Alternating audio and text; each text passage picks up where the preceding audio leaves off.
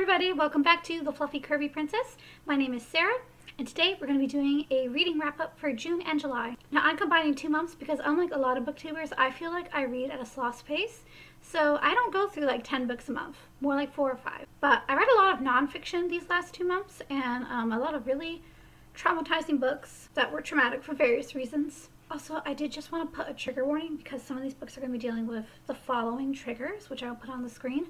I will try to list the books and what times those books end. That way, if you don't want to listen to that kind of stuff, you can just skip it. We're going to start off with one of the worst books that I have read ever in my entire life, which is Saying a Lot, created to be his helpmeet. I gave it a negative 100 out of 5 stars. But Goodreads does let me put at least 1 star when I rate it. I hated this. It was basically torture, and reading a comically misogynistic, sexist woman talk about how women are basically at fault for all the ills of the world.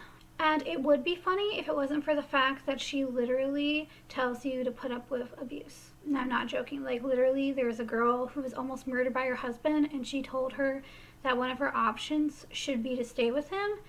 And another part in the book, she and her husband talk about how God will always make sure nothing bad ever happens to you as long as you're being obedient and submissive enough. No, she has lots of other wonderful advice, like put up with painful sex, put up with verbal abuse from your husband. I made a whole separate video about this book just because of how freaking awful it was. It was bad. I've read lots of bad marriage books that have terrible advice for women, but this takes the cake. It was so degrading that at times it felt like something out of like a satire. Yeah, so starting the month off strong, as you can see. But on a more positive note, I will talk about the second book I read in June, which was Crooked Kingdom by Leigh Bardugo. Now, I know I'm a bit behind on Leigh Bardugo works because I read the Shadow and Bone series last year. But I finally got around to Six of Crows, which I liked. But Crooked Kingdom, in my opinion, is probably the best thing Leigh Bardugo has written that I've read so far. I did cry a little bit. I feel like everyone in the world has read the Six of Crows duology, but in case you haven't, it's basically about a group of thieves who go on a heist, and they have a lot of interpersonal dramas with each other that they have to work through to make this heist go well, because if they succeed at it, they'll be some of the richest people in the world. The second book, Crooked Kingdom, deals with the aftermath of the heist and how things did not go the way they were planning for them to go, and how they have to work their way out of another bad situation that they're in. It is honestly one of the best books I probably read this year, so yeah. Last book, one of the worst books. This book, one of the best books. I definitely recommend Six of Crows duology if you haven't read it yet and you're a fan of fantasy. The next book I read this month was Shattered Dreams by Irene Spencer. Now, I am a girly who loves reading about cults. Irene Spencer's memoir, Shattered Dreams, is about growing up in a fundamentalist Mormon cult. And she actually talks about when the FLDS cult started, which if you don't know about, I do have a video on that as well, and is probably the most infamous Mormon cult.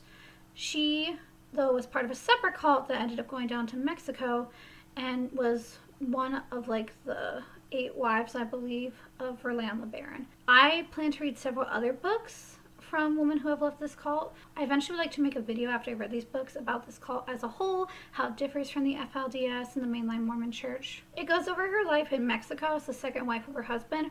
Her life is hard and honestly pretty miserable because they're so dirt poor, because their husband has so many wives and children and can't afford to provide for them all. She ends up giving birth to 13 children. At one time, she has to share a 3-room house with 2 other wives and several of their children. This book was wild. If you want to learn about the history of Mormon fundamentalism in general, I think this offers more insight than some of the other books simply because Irene is so much older. I gave this a 4 out of 5. Next up, I have Love Story by Eric Segel. My grandma and I are big movie buffs, and we ended up watching the movie Love Story together because that was a really popular movie that came out when she was a teenager, and she said it was awful, and I also hated it. But the book wasn't actually that bad. I mean, the movie is so cheesy, and the book is still cheesy, so I feel like I should probably explain a little bit what this is about. It was at the time a contemporary romance set in the 60s, and Jennifer and Oliver are 2 college students who meet each other and fall in love, but they're like from the different worlds. Oliver's like this super rich kid, and Jennifer just comes from this humble background, is a smart girl. Oliver loves sports. It's supposed to be one of those opposites attract type of stories. I personally am not a fan of most contemporary romances, so I mean, I wasn't expecting a lot to begin with. But the main reason I ended up not liking the movie was because Oliver in the book and the movie is just a pompous pain in the butt who, like, there's something about those men from the 60s, because I've read other books like this, that it's just like, oh, I'm rich and I have so much opportunity compared to everyone else, but my father expects me to, like, actually put in work and do something with my life. My life is just terrible. And it actually, like, irritated me. But the reason I was able to tolerate this more than some of those other books is because Jennifer is constantly calling him out on his crap. So I can respect that. And Jennifer in this book is actually tolerable, because in the movie, she's just a nasty, whiny, irritating woman.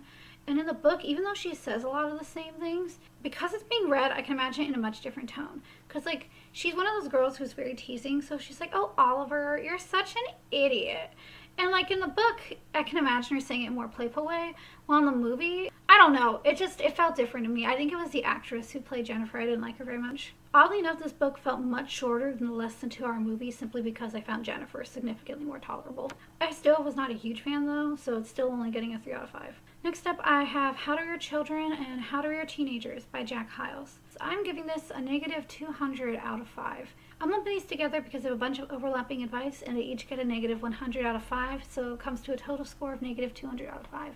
And why, do you ask, am I giving this such a low review? Because even though it has some genuinely good advice at times that I think people should follow, it also has straight up horrendous advice that's basically child abuse.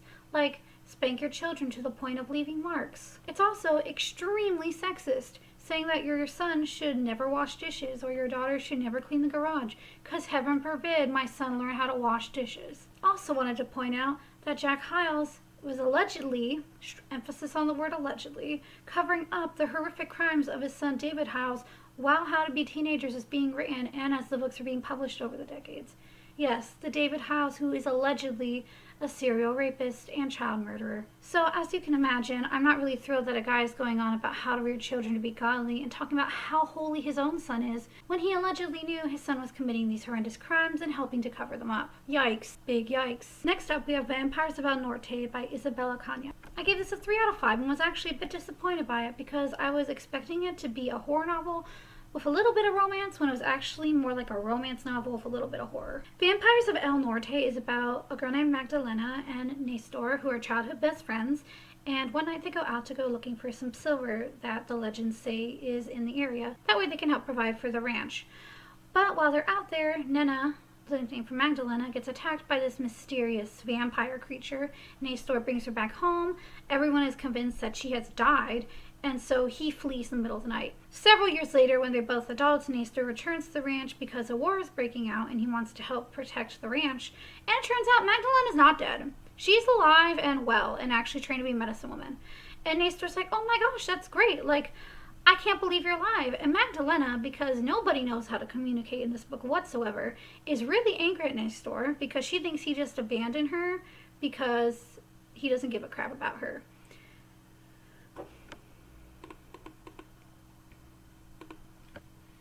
Also, so they have to overcome their relationship issues while there are vampires in the area and there's a war brewing.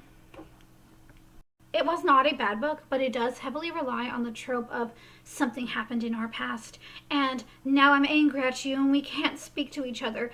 And for over like 200 pages, they just refuse to talk to each other, or if they do, they refuse to accept the answer given, and it's genuinely really irritating. Like, I hate that so much. Magdalena is so butthurt towards the love interest even after he explains himself, and it literally irritated me so much. And then I was also kind of bored until every once in a while the vampires would pop up, and then I was a little bit invested again.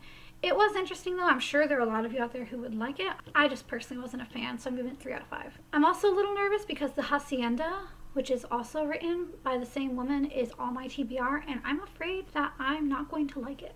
Now we have the worst fiction book I read this month, Gothikana by Runix. Holy crap. This was hysterically bad. I knew people said it was bad, but I don't know, like, this was a fun time for all the wrong reasons. It was a train wreck.